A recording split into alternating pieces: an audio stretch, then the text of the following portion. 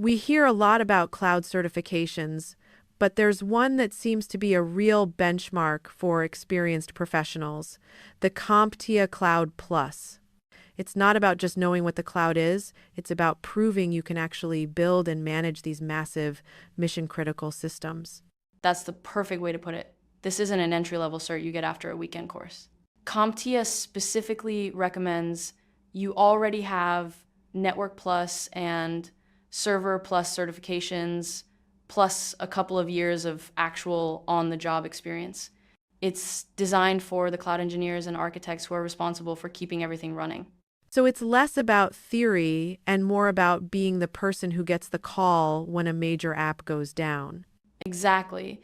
Think of it as a professional stress test. It's not just a badge for your LinkedIn profile. It's proof that you can keep a multi-million-dollar digital infrastructure from collapsing under pressure. It's a practitioner cert, meaning you're expected to actually build and protect these environments, not just talk about them. I see. So it's essentially the gold standard for proving you can handle the heavy lifting in the cloud. But what does the actual exam look like? I heard there's a kind of 90 to 90 challenge to it. Right? And it's a bit of a sprint. You have 90 minutes to answer up to 90 questions. That's 1 minute per question, which is a brutal pace. And the exam costs about $358, and you need a score of 750 out of 900 to pass. And it's not just standard multiple choice, right? Not at all. It's a mix of multiple choice and performance-based questions. Those are the real tests. They drop you into a simulated environment and you have to actually fix a problem or configure a system. It's like a flight simulator for an IT pro. You have to prove you can land the plane in a storm. That makes sense. I noticed the topics are weighted pretty heavily toward two areas: configuration and deployment at 24% and troubleshooting at 22%. That's almost half the exam. Yep, and that's very intentional. They aren't just testing your vocabulary, they're testing your reflexes. In the real world, cloud downtime can cost a company thousands, sometimes millions of dollars per minute.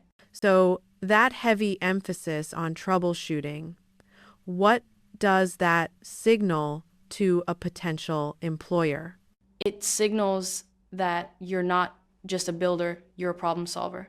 An employer sees that and knows this person can do more than set things up.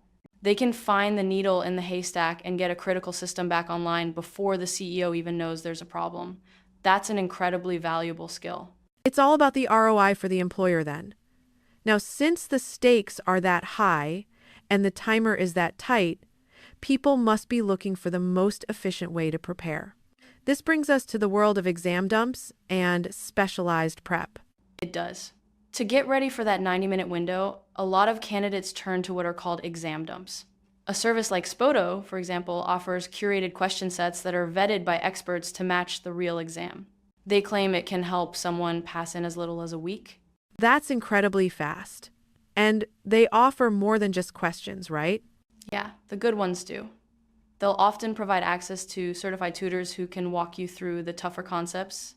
It's a bit controversial for some, but look, for a $358 exam, you don't want to take it twice. Using a high-quality dump is like having the game film before the Super Bowl. You've already seen the plays. So it's about removing the fear of the unknown. You're not surprised by the wording or the difficulty on exam day. Exactly. It's all about efficiency. It removes the anxiety so you don't freeze up when that 90-minute clock starts ticking. If you already know the types of questions and the difficulty level, your chances of passing on that first attempt go up dramatically. It's strategic preparation. That makes perfect sense. So if you were to boil it all down for someone considering this certification, what are the absolute key takeaways? Well, first is the 90 to 90 rule. 90 minutes for 90 questions. Speed and familiarity with the format are critical. Second, this is not for beginners. Without a solid background in networking and server administration, those configuration and troubleshooting sections are going to feel impossible. Third, remember that performance is key. Expect to solve real problems in a simulation, not just pick from A, B, or C. And finally, strategic prep is your best friend. Using a professional updated resource can be the difference between passing in 1 week versus studying for 3 months and still failing.